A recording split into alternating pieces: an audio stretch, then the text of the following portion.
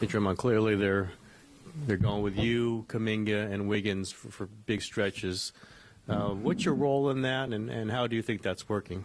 I think it's working good. The speed and athleticism that unit, a lot of interchangeable parts. Defense, great length. I think it's going well for us. And then the level that both of those guys are playing at, which is what allows it to work. So got to give those guys a lot of credit. For me, it's just about being an anchor on the defensive end. When you got J.K. and Wiggs hawking the ball, it's important that they feel comfortable with the defense that's behind them. So, it's on me to make sure I'm talking. And then also making sure that the ball is moving around in that unit.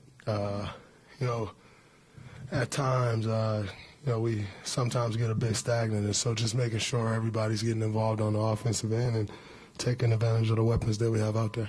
There was a play with about 2:30 left where, they were getting kind of desperate late, but they doubled off Kuminga, Steph at half court, threw it over to J.K., and he went to the rim.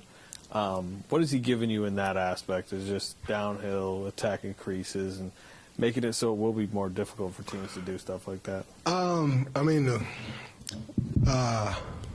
The way he's attacking the basket, I don't think there's anyone that can stop him from getting to his spot.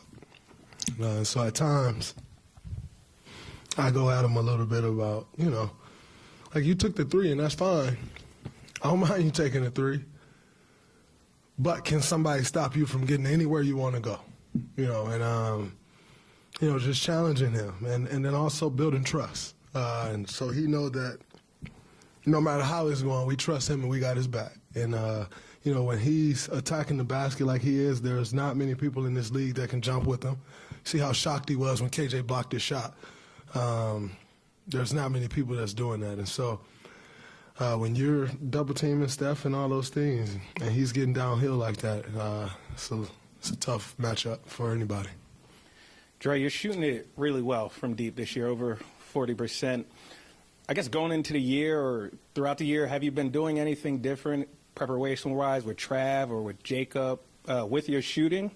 Or, just talk a little bit about how you've been shooting this year and why you think you've been shooting it so well. I think, obviously, every summer I work, so I'm not going to sit here and say, oh, man, I worked this summer. Like, we work every summer. I don't think there's many people that work harder than me and Travis works. But I think, it started with building the confidence and then just trusting it.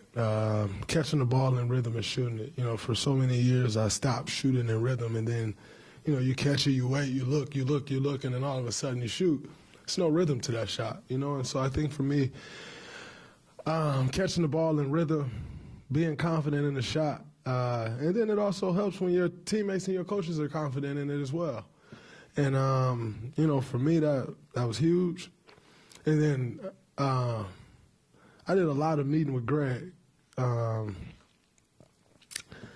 our staff just about my shooting and the thought process behind it, because a lot of times it's very mental, sometimes more mental than physical, and so I did a lot of work on the mental aspect of it as well, and just trusting my shot and knowing that, forget the shot, make the right play, and I think for me, that was great for me, to look at it through a different lens, and, it's been working for me.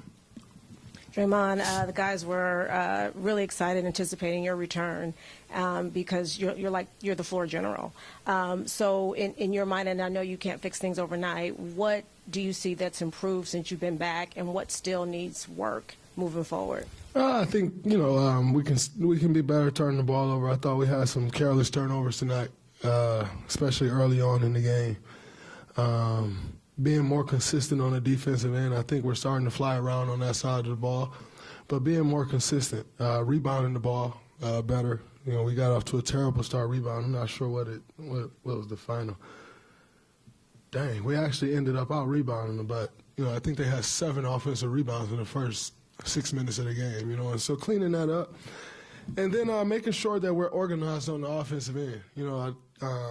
That's what I try to bring to this team, just making sure the right guys are getting the ball in the right spots. A lot of that obviously falls on Steph, who has the ball. But, when I do have the ball, just trying to direct traffic, get guys in the right spots and situations, actions that I know would be successful for us. And it's been, it's fun. I think it's starting to come together for us now. We just got to put string some wins together. Dre, you guys have gotten the most we've ever seen out of Andrew Wiggins leading with a championship. And then he just, he had a rough patch where he kind of looked like a player we'd never seen before. What do you think of how he's kind of climbing his way back and regaining his form, and what has been your, I guess, advice to him while he's trying to find his way back? My advice to him is you're damn good at basketball. People are going to talk. They're going to say this, they're going to say that. But you're very good at this game, and trust in that. Know that, you have our trust, so it's not that. The lack of trust isn't coming from inside this locker room. So who cares what anybody else thinks? What we need is an aggressive Andrew Wiggins, looking to get downhill, raising up to shoot the ball with confidence, and he's been doing that. There was never a doubt for me on what level he can play at. We know what he's capable of. And it's just about getting back to that. I know what it's like to struggle with confidence. All of a sudden, you hit a rough patch and your confidence starts to wane. I know what that feels like, and so you just try to be for him what you'd hope somebody would be for you when you're struggling with your confidence. And, that's what I try to do. Always bring that positive reinforcement. It's not just me. Jacob Rubin is in his ear all day, every day, and just trying to pull out of him what we know is there. And then Wiggins has taken the onus on himself to be more aggressive, to put the work in, and the results are showing for him. So we just need to make sure that he keep playing with that same aggression. Draymond, typically in the past, you playing at the center has always been one of the top lineups, but Steve has always tried to kind of limit your minutes at the 5. It seems like right now you guys are leaning into that a lot. Do you feel comfortable with the remainder of the season, like being able to, play more minutes at the 5? Because people do talk a lot about you guys being an older team. Yeah, I'm comfortable. I've always felt comfortable playing the 5. Not every night do I have to battle with Joel Embiid, or Anthony Davis or Joker. So, there's obviously those guys that, present a different challenge than most you see around this league.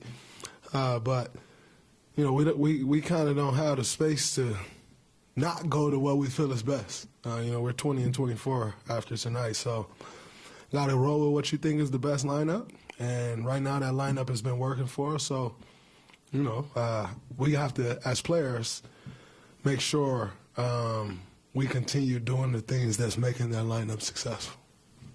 Piggybacking off Marcus's question, what's been your approach to hyping up or mentoring Kuminga as he sort of, earlier in the season, struggled with his role and now getting more minutes, getting more of a role? How have you been in his ear and helping him? You want to know what I tell him? There's nobody in the world that can stop you. And then he believe it. And he go and show that there's no one in the world that can stop him. I think trying to, show him different things when the opportunity presents itself, but yet also not over talking to him, not making him think about everything. All players don't need to think about everything. That's not everyone's role to think about everything. I think for me, I try to show him different things that I know or that I pick up on that he can possibly pick up on and that'll make a difference for him. But I'm not going to sit here and act like, man, JK's playing great. It's all on me. Like, he put the work in. And he's that talented. He's that good. And so, as one of the leaders on this team, you just want to continue to breathe life into him. Continue to make sure that he has the utmost trust from us. And, one thing we talked about is like, to your point of us getting older, we had older guys ride our legs for years you know, and because we were younger, you were able to handle that. So now it's his turn, and he's going to carry us some now, and I think that's the maturation process, right? Like that's why you draft a young guy like that with the 7th pick, because the roles will reverse, and you're starting to see that. You know, he's starting to carry us more than we're carrying him, and that's what you hope to see. You know, Dave at least set me up for success, and then I was able to carry him some like he carried me early in my career. That's the maturation process, and that's what you hope to see, and he's handling it with grace and very well.